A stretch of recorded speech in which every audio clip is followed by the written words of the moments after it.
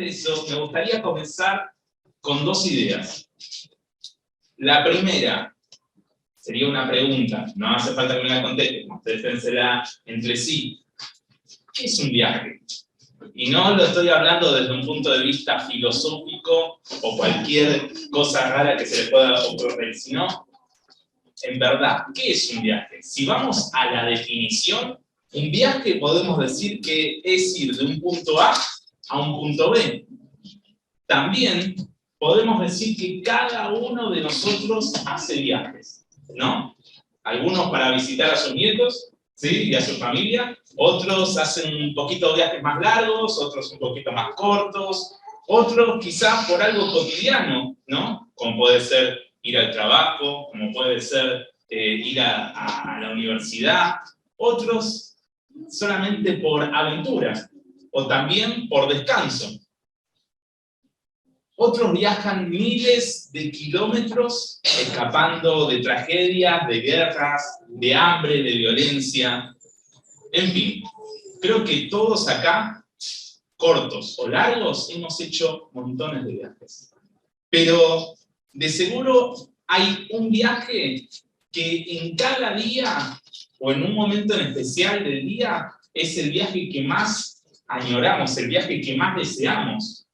Por ejemplo, pongo ejemplo el mío, no hace falta que todos sean iguales, pero el viaje que más me gusta es el viaje que cuando termino de trabajar voy a mi casa. Ese es el viaje que más deseo en el día, porque quiero estar en mi hogar, quiero decir, bueno, al fin llegué. Y seguramente cada uno de nosotros, y esta es la segunda idea, cada uno de nosotros respecto al hogar, decimos, al fin llegué. Después de un día largo, después de un día de trabajo, después de un día de universidad, después de un día, quizás, no sé, tuviste que hacer un montón de compras, ¿no? O un montón de mandados, de cosas, y llegas a casa y decís, llegué, ya está, llegué. Entonces, qué importante, ¿no? Es el hogar para cada uno de nosotros.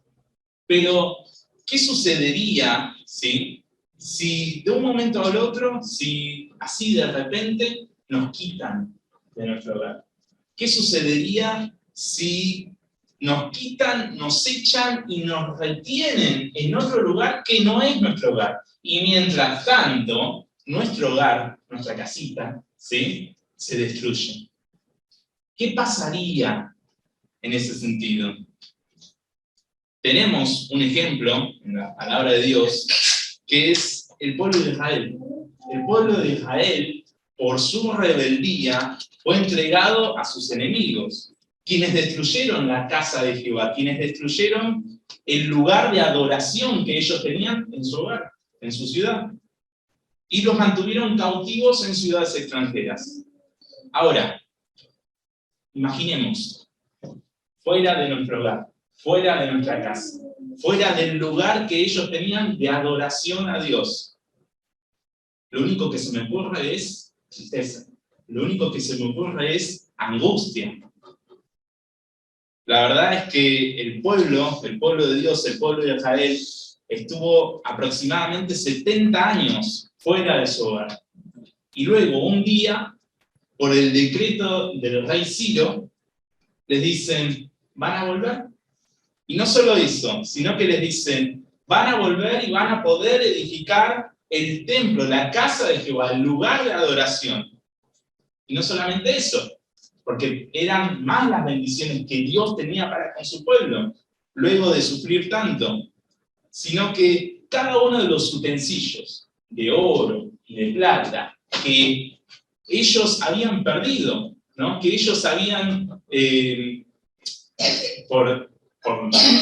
a ver, no quiero volver mi parte histórica porque me van a matar, si no termino el día de mañana, pero ellos habían tenido un montón de utensilios para adorar al Señor, y se los habían arrebatado cuando los habían puesto en cautiverio, y ahora el mismo rey Ciro les dice, les voy a devolver todo y cada uno de esos.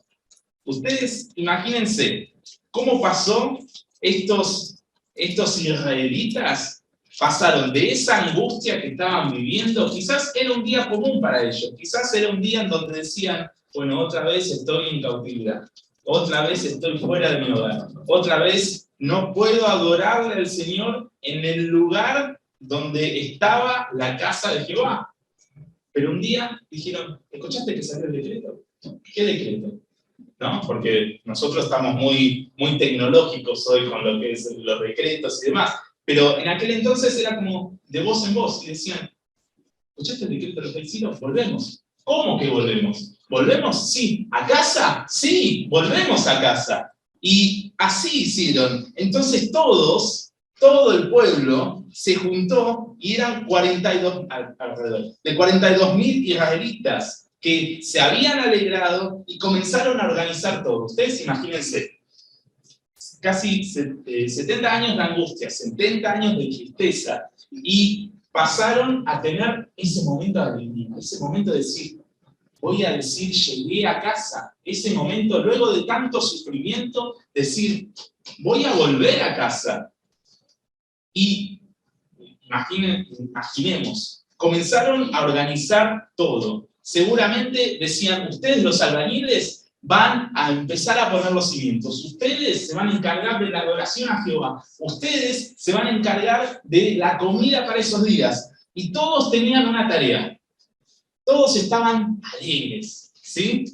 Todos, dice la palabra de Dios en Esdras, en el libro de Esdras, dice que había tanta alegría que cantaban, alababan y daban gracias a Dios. Y también algo que me marcó mucho, dice que los más grandes, los ancianos, quienes habían visto la primera casa de Jehová, quienes habían visto la destrucción de la primera casa de Jehová, lloraban de alegría. No sé si ustedes pueden medir esto. Lloraban de alegría, porque decían, vamos a volver a casa. Y cuando comenzaron a colocar los primeros cimientos, ¿sí? Y los ancianos lloraban de alegría, otros cantaban, otros daban gracias a Dios, todos anhelaban ese regreso. Pero, siempre hay un pero había, digamos, unos vecinos en esas tierras que continuaban viviendo por ahí, que moraban allí. Y se acercaron y seguramente decían, los israelitas volvieron.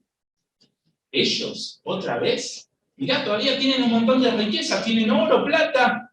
¿Cómo puede ser? Digámosle que vamos a edificar la casa de Jehová con ellos. Porque nosotros también tenemos a Jehová. Eran otro pueblo, ¿sí? Pero se presentaron, ¿sí? Frente a los que iban a construir, a los, digamos, los organizadores que ponían cada una de las tareas para reconstruir la casa de Jehová, y le dijeron, se presentaron y dijeron, nosotros también tememos a Jehová, déjennos construir la casa de Jehová con ustedes.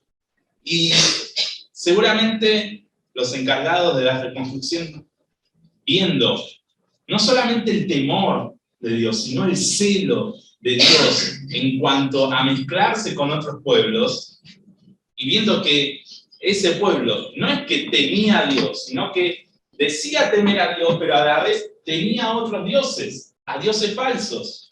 Les dijeron, no nos conviene edificar con ustedes. Este rechazo provocó el enojo de estos vecinos. Y estos vecinos, pasar de ser como diciendo, bueno, quiero edificar con ustedes, pasaron a ser adversarios. Y día en día comenzaron a intimidarlos, a atemorizarlos, para que no sigan con la reconstrucción del templo. Pero como veían que esto no frenaba el ánimo de los israelitas, dijeron, vamos a hacer algo. Vamos a escribir cartas a cada uno de los reyes, porque fue pasando tiempo, a cada uno de los reyes de turno, diciendo que este pueblo, que ya tiene historial, este pueblo rebelde se va a rebelar otra vez. En otras palabras, mintamos. En otras palabras, engañemos. En otras palabras, digamos cualquier cosa, pero no queremos que ellos reconstruyan la casa de Jehová. Dicho y hecho, ¿sí? el rey tomó el consejo de estos adversarios y ordenó el cese de las reconstrucciones. La alegría se fumó. La alegría pasó a ser tristeza. El gozo pasó a ser angustia.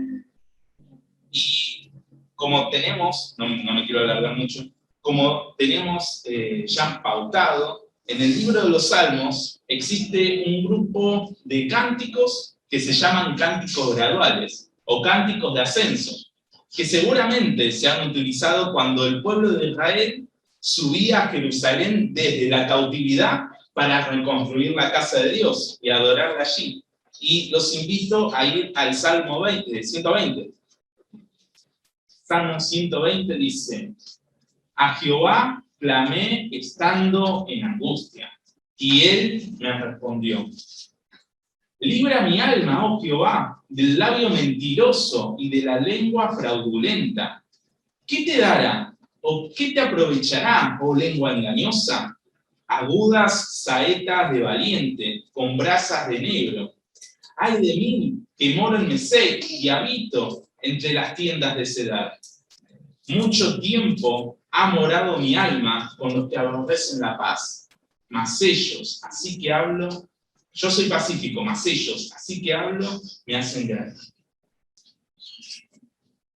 Parece mentira, pero cuenta, el contexto que estábamos charlando anteriormente, cuenta en sí un poco lo que estaba clamando este salmista, ¿no? Y sin dudas, los israelitas volvieron a reconstruir el templo. Ese es el final feliz. Pero en el mientras tanto, tuvieron este percance, tuvieron esta traba, tuvieron este retraso en su regreso para terminar de reconstruir la casa de Jehová, para reconstruir su hogar. Nosotros, como hijos de Dios, tenemos una ventaja, que nuestro lugar, nuestro hogar, está en los cielos, porque allí es nuestra ciudadanía. Pero, y en el mientras tanto, en este peregrinaje que cada uno de nosotros está viviendo, que cada uno de nosotros como hijos de Dios está viviendo, ¿dónde deberíamos estar? Y pensaba, al igual que este salmista, que muchas veces en el día a día, en el que queremos estar cerca del Señor, en el que queremos obedecer al Señor, cuando queremos estar solamente atentos a su palabra, es cuanto más obstáculos hay. ¿Por qué? ¿No? Y nuestra alma quizás comienza a entristecerse, quizás comienza a angustiarse. Angustia quizás de estar cansado. Muchas veces me pasa. Estar cansado, estar harto de ver pecado. Estar cansado, estar harto de ver cómo la gente miente, de ver cómo la gente se critica, de ver cómo la gente se engaña.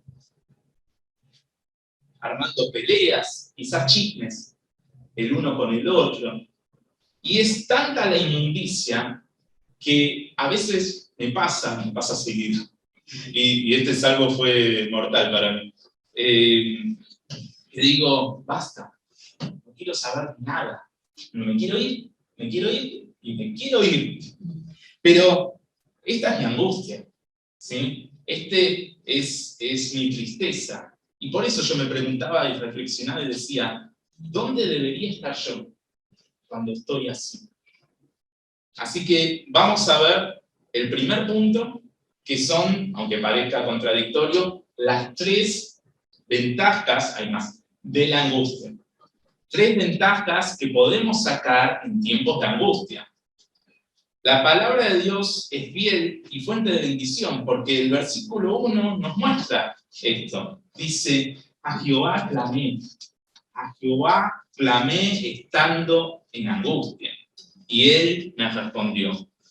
A Jehová clamé, a Jehová recorrí, a Jehová debo acudir cuando mi alma, mi ser entero, entra en ese estado de angustia.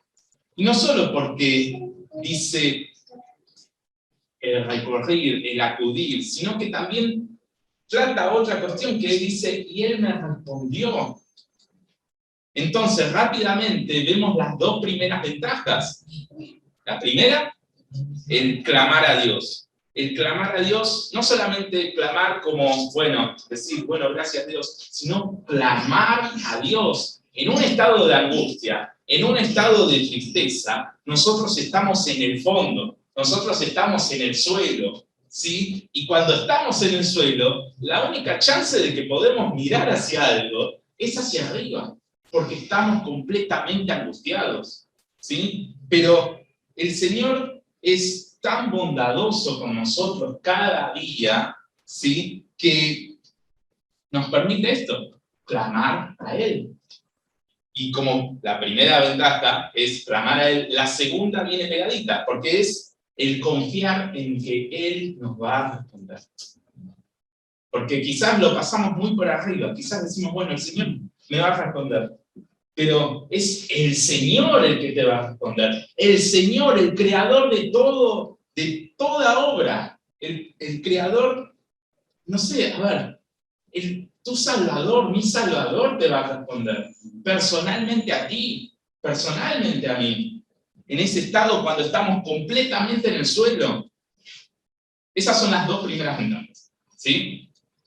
No sé si estoy yendo muy rápido, muy lento, no sé, pero estoy tratando de medir los tiempos. Entonces, la primera, clamar a Dios. La segunda, confiar en que Él nos va a responder.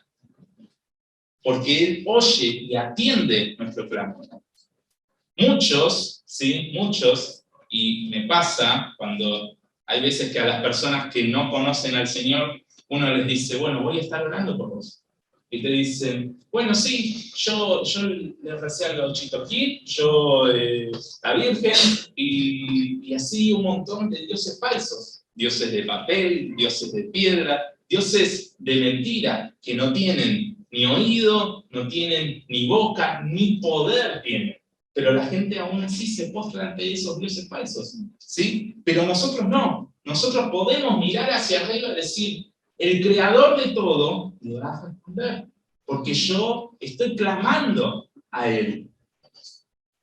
Porque si no hacemos esto, si no clamamos al Señor en estos estados de angustia, en estos estados donde la tristeza nos aborda de una manera tan fuerte, ¿sí? Estamos perdidos. Porque sin Dios estamos perdidos. Y ahí es el momento en cuando podemos decir, Señor, sacame de acá. Señor, sacame de todo este mal, de toda esta inmundicia que me rodea. Porque ninguno de nosotros está ajeno a eso. Vivimos en este mundo. Este peregrinaje lo seguimos viviendo en este mundo hasta que el Señor nos llega a su presencia. ¿Sí? Y entonces, recapitulando. Si vemos cómo la mentira nos rodea, ¿no? En cada lugar que frecuentamos, si esto, mentira o pecado, ¿sí? Ampliémoslo más, o pecado, y esto nos angustia, ¿sí? Clamemos a Dios y confiemos en que Él nos va a responder. Como decía David en el Salmo 18, que decía, te amo, oh Jehová, fortaleza mía, Jehová, roca mía y castillo mío, y mi libertador, Dios mío, dice, fortaleza mía, en Él confiaré, mi escudo y la fuerza de mi salvación, mi alto refugio. Mi alto refugio.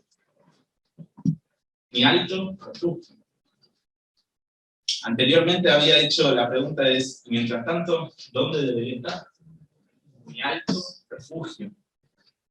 En mi alto refugio debería estar, protegiéndome por estar buscando y anhelando practicar la palabra de Dios.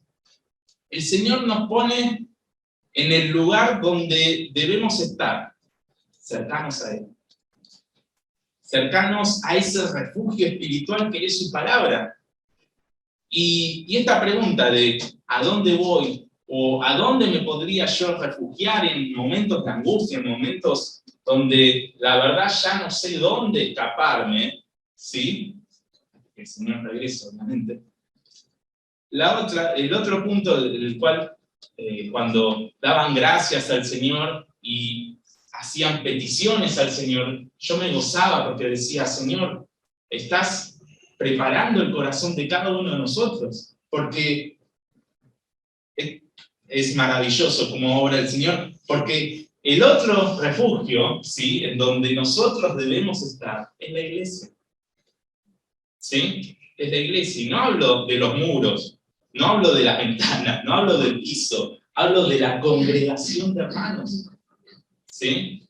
Y eso es lo que estábamos clamando, eso es lo que estábamos pidiendo, eso es lo que estábamos dando gracias. ¿Sí? Y por eso me gozo en el Señor respecto a esto, pero no me quiero ir mucho, porque debemos estar no solamente en el refugio espiritual de la palabra del Señor, sino también en el refugio que es la iglesia, en el refugio, podríamos decir, entre comillas, físico, que es la iglesia, que es estar rodeado, como estamos acá, rodeado de hermanos que busquen y anhelen obedecer al Señor en cada momento. Aunque, a ver, digamos esto con sinceridad de corazón, ¿sí? Y digamos esto con sinceridad de corazón, no hace falta que me respondan, por favor. Como hijo de Dios, como hija de Dios, buscamos esto. Los domingos, ¿qué nos llama más? Decir, me quiero quedar en la cama 2 horas más, pero tengo reunión. Ay, ¿por qué tengo reunión? ¿Pasa eso? O quizás los jueves, donde hay reunión de oración. O en otros lados, en otras iglesias, están los miércoles también la reunión de oración. Y decimos, ahí va a estar el hermano que siempre va a pedir por lo mío. ¿Por qué hacemos eso? ¿Por qué? Y mi pregunta es, ¿por qué? ¿Sí? Porque si nos reunimos es por algo, no te quiero enseñar. Y en vez de estar en el refugio, ¿sí?, que nos brinda el Señor, el de su palabra, en vez de estar en el refugio que nos brinda, y gracias a Dios que nos da el Señor esto, ¿no?, de tener una iglesia, ¿no? Porque en otros lados es muy difícil congregarse, ¿sí? Pero en vez de estar en estos refugios, en estos lugares donde nos podemos proteger, en donde nos podemos estar pegados a otros que sufren lo mismo que nosotros, ¿sí?, en vez de estar ahí, ¿en dónde estamos pegados? A la inmundicia. Porque si no estás en la iglesia, si no estás anhelando la palabra de Dios, si no estás buscando al Señor en oración, estás pegado a la inmundicia, ¿sí? Quizás envolviéndote, ¿sí?, en el pecado, envolviéndote en mentiras, envolviéndote en críticas, ¿no? Sin sentir siquiera pena de esto, sin verlo, sin notarlo. Participas quizás como uno más. Entonces, el tercer beneficio de la angustia es la sensación de incomodidad. Porque la angustia no solamente es tirarnos en el suelo, sino sentirnos así porque algo nos molesta, ¿sí? Y si algo nos molesta, es una incomodidad, es algo que no podemos pasar de largo, pasar por arriba, decir, bueno, no me importa, yo soy uno más, sigo igual. Ah, ¿viste lo que dijo fulano? Ah, sí, yo también, escuché que dijo otra cosa. Sensación de incomodidad, ¿sí? Y si no nos hace ruido estar rodeados del pecado, por lo menos como el salmista en el versículo 3 que dice, ¿qué te dará? ¿O qué te aprovechará, oh lengua engañosa? Como diciendo, no entiendo cuál es el provecho, no entiendo cuál es el beneficio. Y dice, ¿qué te dará? Y después se repregunta y dice, ¿o qué te aprovechará? Como diciendo, no logro comprender cuál es el fin de esto. No logro entender cómo eso que es pecado, cómo eso te puede dar satisfacción.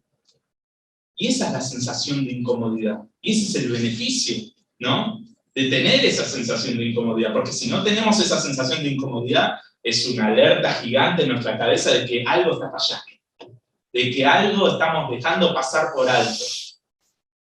Y Sin dudas, si nosotros estamos sin esa sensación de incomodidad, más allá de la alarma, que la puse, más allá de la alarma, es porque más que angustia, ¿sí?, el pecado te produce placer. Te produce placer. Y ahí es el momento en donde nosotros tenemos que replantearnos y decirnos, me produce placer el pecado. Si al Señor, a mi Salvador, vomita el pecado, ¿por qué a mí me produce placer? ¿Por qué yo dejo pasar por alto o estoy en la misma situación que otro, criticando, mintiendo, engañando o cualquier otro pecado? ¿Por qué? Si esto está sucediendo, escucha, es que no estás siendo apartado del mundo, es que no estás siendo apartado de las prácticas de este mundo. Y si no estás y no estamos procurando mantenernos en santidad para Cristo, es porque verdaderamente no estamos valorando el refugio, que es la palabra del Señor, el refugio que es el clamar al Señor, el refugio que es el que el mismísimo Señor te va a responder. No lo estamos valorando. Y mucho más, si eres hijo de Dios, estás pisoteando la sangre del que te salvó. O sea, miren la gravedad de esto. Y sin dudas, esto va a tener un castigo o una consecuencia. Lo mismo dice el versículo 4, el versículo 3 primero. Dice, ¿qué te dará? ¿O qué te aprovechará, oh lengua engañosa? Y acá la consecuencia, versículo 4. Agudas saetas de valiente, con brasas de enebro. Un predicador dijo, es mejor ser la víctima de una calumnia injusta que el autor de uno. Porque las flechas de la calumnia, ¿sí?, estas saetas, las flechas de la calumnia, erran el blanco, pero no así las flechas de Dios. Porque las brasas de la malicia se enfrían, pero no el fuego de la justicia divina.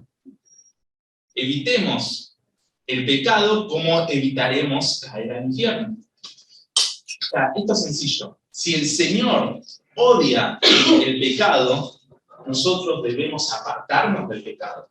Si el Señor hay algo que no le gusta de nosotros, quizás tenemos todavía actitudes en donde el Señor nos sigue dando sabiduría, nos sigue dando conocimiento, nos sigue dando madurez.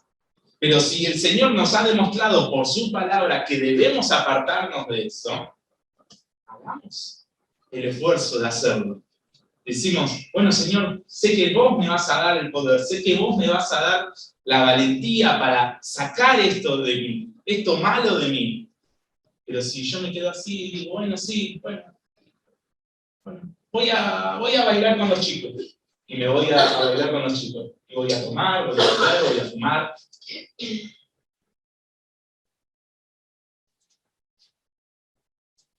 Entonces, recapitulemos, pues no me quiero ir mucho. Nosotros tenemos 3 beneficios en cuanto a la angustia, en cuanto a un estado de incomodidad. ¿Sí? El primero, ya lo dije, estado de incomodidad.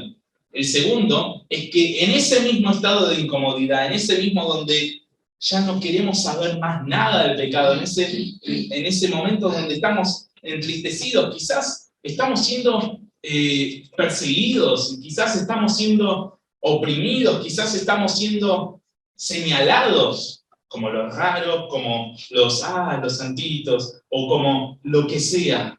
En esos momentos, donde obviamente nos va a producir angustia, ¿sí? Nos va a producir angustia. Por un lado gozo, porque decimos, bueno, al menos no nos están glorificando las personas del mundo, pero por el otro lado nos va a producir angustia, porque en el día a día vivimos en este peregrinaje, en cada uno de los lugares en donde el Señor nos pone, sea en el trabajo, en la universidad o en cualquier otro lugar, pero debemos clamar al Señor. tenemos esta ventaja, tenemos este beneficio, y tenemos el mayor, que es el que Él nos va a responder. Ahora, segundo punto, el anhelo necesario. Al igual que el pueblo de Israel, que estaba cansado de estar exiliado, nosotros debemos estar hartos de estar lejos de Dios. Debemos correr con alegría cada vez que buscamos la palabra de Dios, cada vez que buscamos al Señor en oración, cada vez que nos toque ir a la iglesia con los hermanos. No digamos, hay reunión de hombres. Yo no lo tengo. No digamos eso, porque al contrario, no digamos si no hay asado no hubo, pero digamos, bueno, es una oportunidad más para estar con mi hermano, es una oportunidad más para estar con, quizás justo uno va y dice, no sé por qué se está uno va y dice, no sé, yo quizás hoy estoy muy cansado. Porque la verdad, hay veces que el cuerpo físico nos pasa factura y estamos cansados y decimos, estoy muy cansado. Y bueno, vamos. ¿Quién sabe si el Señor, a través de otro hermano, te va a dar la alegría de que decirte, viniste? Es una alegría que estés acá. O al contrario, decir, bueno, puedo ayudar a otro hermano, ¿sí? Puedo consolarlo, puedo abrazarlo, puedo decirle que estoy orando por él. ¿Sí? El versículo 5 dice, ay de mí, que moro en Mesec y habito entre las tiendas de Cedar. El salmista utiliza esta referencia de estos dos lugares. Uno que estaba cercano a lo que es Asia Menor y otro en lo que es tribus nómadas en la Mesopotamia. Pero utiliza esta referencia, no como diciendo, bueno, literalmente estoy morando en Mesec y literalmente estoy morando a la misma vez en Cedar, sino que está diciendo, moro, habito, convivo diariamente con el mundo. Y esto es un reflejo de lo que nosotros estamos viviendo hoy, en este peregrinaje, ¿sí? Convivimos, trabajamos, estudiamos, o lo que fuere, con gente que no conoce al Señor. ¿Sí? Y dice, ¡ay de mí! Dice, ¡ay de mí! Que moro en Mesec y habito entre las tiendas de Cedar.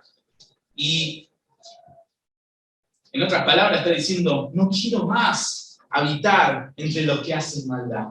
No quiero más habitar y estar con los que hacen pecado, con los que no reconocen al único Dios verdadero, al único Salvador. Y dice, versículo 6, mucho tiempo ha morado mi alma con los que aborrecen la paz.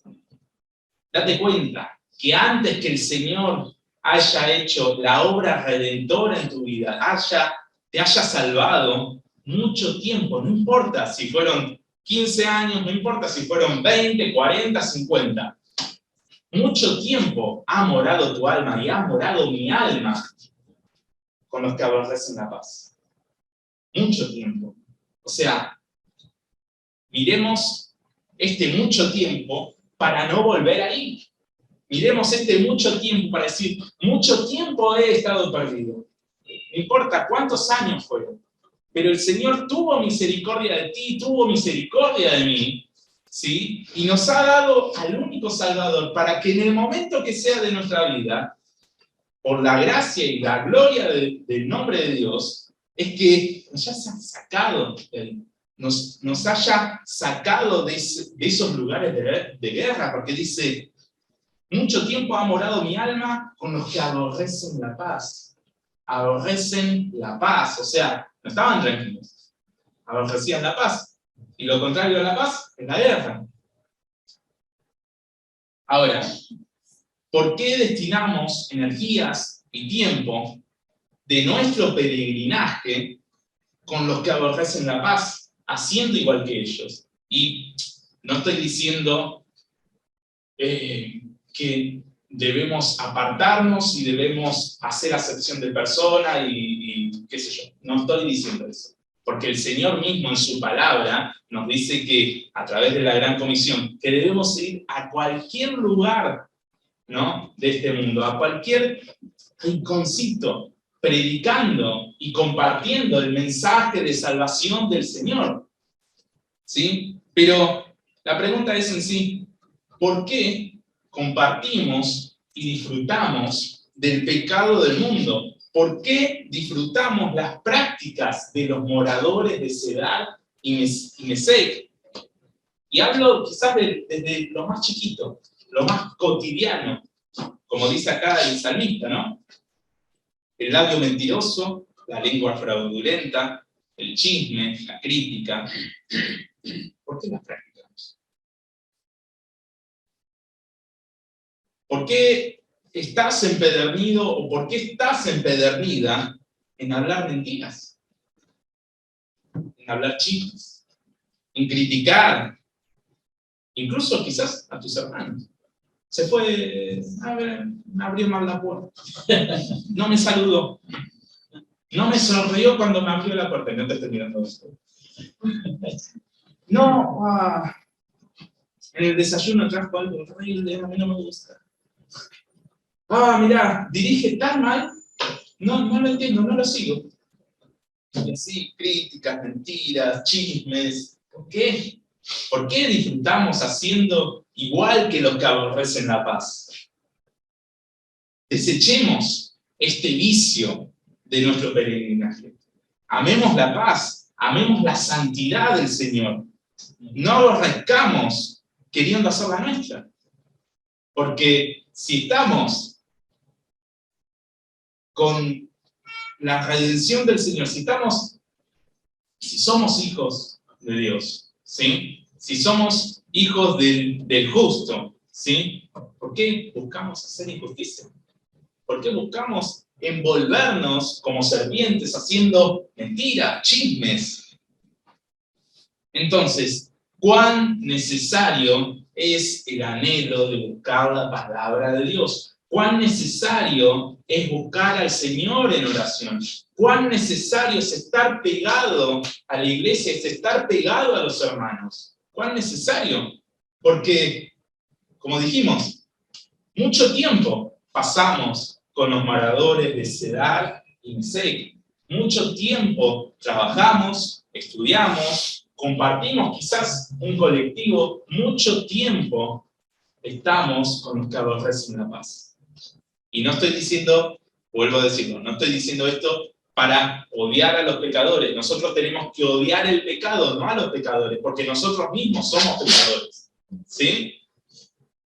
Debemos ser luz y testimonio de Cristo en cualquier lugar donde nosotros estemos. Y debemos anhelar estar en el refugio espiritual de su palabra, en el refugio espiritual de la oración y en el refugio físico de la iglesia con los hermanos. Ahora, tercer y último punto, la paz contra la guerra.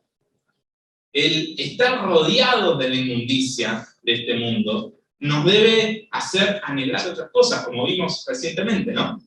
Nos debe anhelar, nos debe hacer estar anhelando, estar apartados de todo eso. Nos debe producir angustia también. Pero tenemos la salida, ese refugio que nos provee el Señor en este peregrinaje, hasta que el Señor vuelva y nos lleve a las moradas celestiales. Pero mientras tanto, debemos cuidar de la iglesia, trabajar por ella, que es la obra de Dios aquí. Debemos cuidar y trabajar la obra del Señor, ¿no? Las iglesias locales, ¿sí? El Señor nos da ese beneficio, ese gozo, esa ventaja de estar rodeado de hermanos, de estar rodeado de cada uno de nosotros. Debemos cuidar eso. El versículo 7 dice, yo soy pacífico, mas ellos, así que hablo, me hacen guerra. En el Sermón del Monte, con las bienaventuranzas, el Señor pronunció también y dijo, bienaventurados los pacificadores, porque ellos serán llamados hijos de Dios. Y el salmista dice, yo soy pacífico. Pacífico, la definición en sí dice que no usa violencia o que no es propenso a fomentar conflictos. Y en Mateo, en el Sermón del Monte, el Señor, en cuanto a pacificador, es alguien que pacifica, es decir, que procura la paz donde hay guerra. Dice, yo soy pacífico, mas ellos, así que hablo, me hacen guerra. Mas ellos, así que yo comparto del Señor, me rechazan. Así que hablo y quiero procurar compartirles el único camino de salvación, se burlan de mí. ¿Por qué? Porque no quieren saber nada respecto de la paz, de estar en paz con el Señor, de hacer las paces con el Señor. No quieren saber más nada de eso. Pero nosotros tenemos que seguir siendo pacíficos, como dice la palabra de Dios, dice, bienaventurados los pacificadores, porque ellos serán llamados hijos de Dios. ¿Te autopercibes como hijo de Dios? No escuché ningún chico. ¿Te autopercibes como hijo de Dios? Entonces, entonces llámate pacificador. Ve con la paz, con el estandarte de Cristo, en cada lugar de donde estemos en cuando haya guerra. Y no estoy diciendo esto de que, bueno, vamos a batallar y vamos a sacar la espada, sino la espada de la palabra, chicos, ¿sí? No se peleen. No entren en discusiones, no.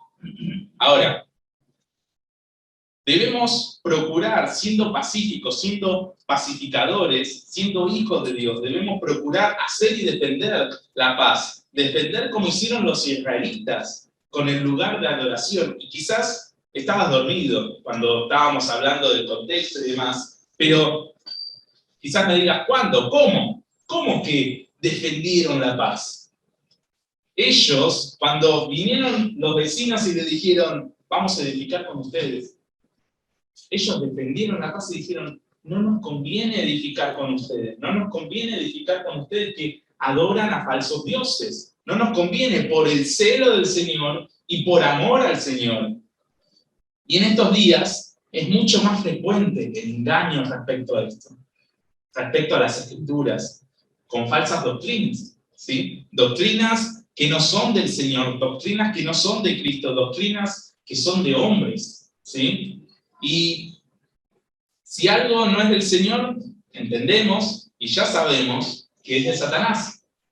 Entonces, si estamos hoy aquí viendo lo que dice la palabra del Señor respecto a esto, respecto de defender la paz, ¿no?, de la guerra, respecto de defender las Escrituras, que es la palabra del Señor, no es la palabra de hombres filósofos, hombres eruditos, sabios, es la palabra del Señor, ¿sí? Si dice quizás, bueno, no tengo mucha doctrina, la verdad, no sé, no me interesa mucho la doctrina, porque si dices eso, te animo, y me animo también porque cada día tenemos que estar estudiando la palabra del Señor, cada día debemos estar pegados a la palabra del Señor, porque el Señor cada día, si estamos así, nos va a dar de su sabiduría y nos va a mostrar nuevas cosas a través de su palabra. Pero si dices, no sé mucho de doctrina, no vayas a YouTube, todo bien por YouTube, pero no vayas a YouTube, no vayas a Facebook y digas, bueno, el predicador tal dijo tal cosa, yo lo repito. No hagas eso.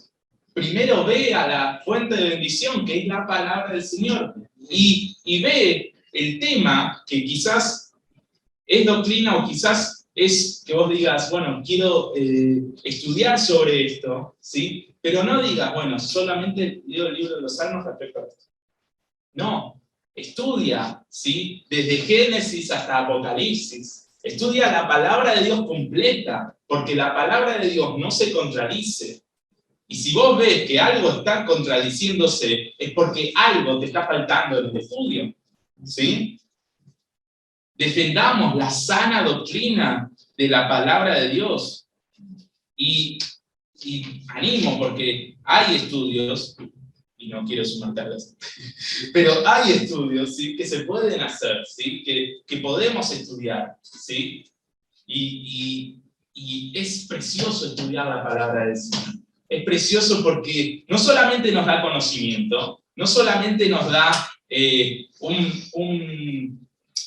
un discernimiento en cuanto a lo falso y a lo verdadero, sino también que, como la espada, que es la palabra, ¿sí?, ningún gladiador desconoce el peso de su espada. Y si ningún gladiador desconoce el peso de su espada, ¿por qué la espada termina el domingo, termina el servicio del domingo, llegamos a casa, vamos a sacar la espada? ¿Por qué? Nosotros tenemos que vivir con esa espada puesta. Nosotros tenemos que vivir sabiendo que esa espada la podemos sacar, ¿sí?, no para matar a alguien, sino para dar salvación a cada una de las personas que no conoce al Señor. Debemos defender, ¿sí?, de estas doctrinas falsas la iglesia de Dios. Por otro lugar, defendamos la iglesia del Señor, este refugio que el Señor nos da, que nos proporciona, de las actitudes dañinas, ¿sí?, como lo vimos en este salmo, las mentiras, el engaño, el fraude, los chismes, lo que sea, ¿no? Cualquier cosa que no debería estar dentro de la iglesia. Cualquier cosa, desde lo más pequeño hasta lo más grande, echémoslo fuera. Si en esta congregación, ¿sí?, hay algo de eso, echémoslo fuera, porque no debería haber eso. Y si hay algo en donde tú o yo tenga que solucionar con un hermano, no esté diciendo, pastor, ¿sabes qué pasó con fulano? No, vayamos directo a esa persona y digamos, me parece que tenemos un conflicto. ¿Lo podemos solucionar? ¿Lo podemos hablar? Ese es el primer paso, ¿sí? Y nosotros, a ver, pensemos esto. Si los israelitas, cuando tuvieron el decreto del rey Ciro, y dijeron, bueno, vamos a organizarnos, ustedes los albañiles van a hacer esto, ustedes van a hacer aquello, ustedes aquello, si perdían tiempo diciendo, ¿por qué dijeron a los albañiles y no me lo dijeron a mí para construir los cimientos? Si hubiesen perdido tiempo en esas pequeñeces, en esas cosas del mundo, si hubiesen perdido tiempo, esfuerzo, energía en eso, no hubiesen logrado nada. El único impedimento que ellos tuvieron fueron los adversarios. En ningún momento en la palabra dice que ellos, en cuanto a la reconstrucción del templo, se empezaron a pelear, se empezaron a criticar, se empezaron a decir mentiras, chismes o lo que fuere. En ningún momento. La palabra de Dios dice que, en Esdras capítulo 3, dice que ellos trabajaron como un solo hombre. Eran 42.000, pero trabajaron como un solo hombre, como uno solo. O sea, al menos yo, o mal o bien, me puedo mover y decir, bueno, voy a apoyar esto acá y acá no me voy a caer y los pies. O sea, cada una de las partes del cuerpo de un hombre se movían en esos 42.000 israelitas, ¿sí? Y del mismo modo nosotros tenemos que hacer respecto a la obra del Señor, respecto a la iglesia. Y si hay actitudes dañinas, debemos echarlas fuera. Debemos decir, esto no es del Señor. Y si no es del Señor, afuera. Porque todo debemos estar en energía, en concentración, en ánimo, en alegría, respecto y enfocados al Señor. Que Él es la cabeza de la iglesia. ¿Sí? Ahora, como ya evidencié, el último ítem de la paz contra la guerra, el refugio, al igual que lo pasó con esos israelitas, necesitaba muchas manos para ser reconstruido. necesitaba muchas manos. Y la obra del Señor, el refugio, la iglesia, necesita muchos obreros que trabajen y vivan para y por Cristo, ¿sí? No, como se ha nombrado anteriormente en las peticiones, no buscando vanagloria, no buscando un puesto, no buscando sobresalir, sino trabajando en unidad, con la cabeza baja, pero con los corazones dispuestos, diciendo, yo trabajo para el Señor, Señor, heme aquí, no me importa si tengo que limpiar un suelo, no me importa si tengo que abrir la puerta, no me importa si tengo que dirigir, no me importa si tengo quizás que solamente llevar una carta, no me importa, porque el Señor requiere de eso, requiere de manos, requiere de esfuerzo, requiere de cada uno de nosotros. Y tampoco digamos, bueno, yo no sirvo para nada, porque verdaderamente no servimos para nada, ¿sí? Pero el Señor, como explicó el pastor anteriormente, no voy a estar recapitulando, pero el Señor equipa, ¿sí? El Señor te equipa, el Señor me equipa, ¿sí? Con cada una de las cosas que necesitamos, el Señor nos da las herramientas para lograr esa tarea. No buscando vanagloria, sino sirviendo al Señor. Ahora, ¿cómo defendemos la paz? Ya dijimos, defenderlo de las falsas doctrinas, estudiando lo que es la verdadera palabra del Señor, defendiendo las actitudes dañinas, o sea, sacando todo lo que sea pecado, mentira, chisme o lo que fuere, y trabajando juntos, como un solo hombre, como servidores de Cristo. Ahora, conclusión. Estamos en un viaje hacia nuestro hogar. Estamos en este peregrinaje siendo forasteros, ¿sí? Sintiéndonos como el salmista que dice, ay de mí que moro en Mesec, que habito entre las tiendas de Cedar. No está diciendo, ay de mí que moro en mi hogar. No está diciendo, viva que vivo en mi hogar. Está diciendo, ay de mí que vivo, que moro en Mesec, que habito entre las tiendas de Cedar. Anhelemos trabajar y cuidar el refugio que nos da el Señor, nos da su palabra, nos da la iglesia. Cuidémoslo con paz y amor, porque somos y debemos ser pacificadores. Somos hijos del Señor.